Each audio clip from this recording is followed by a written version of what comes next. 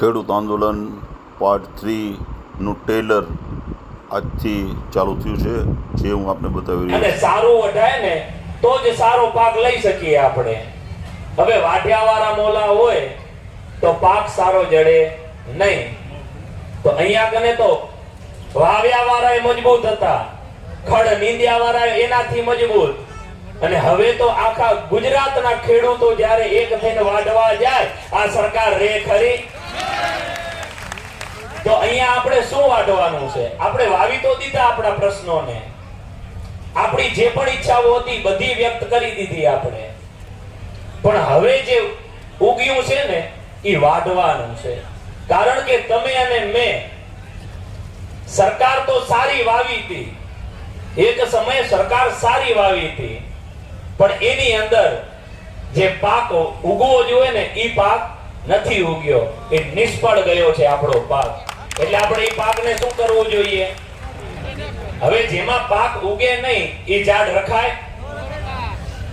જે સરકાર આપણી વાત ન સાંભળે એ સરકાર રખાય? એટલે આ સરકારને, આ ખેડૂતોને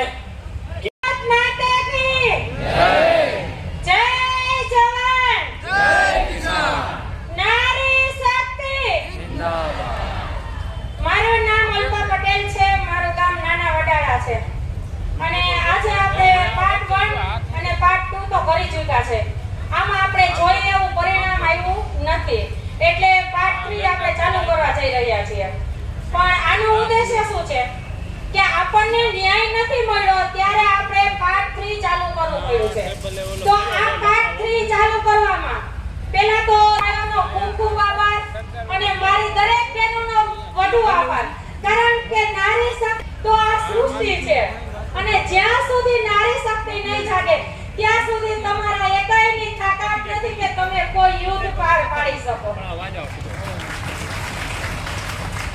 અને આપણે આ પાર્ટ 3 કઈ રીતે ચાલુ કરવું પડે, એટલે કદાચ હું મારા અનુભવ પ્રમાણે અને આમાં હું બધાથી જો કે અમુક મારી ઉંમર પ્રમાણે હું થોડી વાત કરી દઉં કે આપણે આ અભિયાન ચાલુ કરવું છે પાર્ટ 3.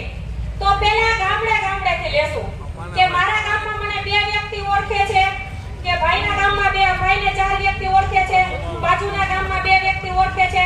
તો ગામડે દરેક ખેડૂતો જાઓ અને ખેડૂત માટે જાગૃતિ આવે એવા પ્રયત્ન કરો.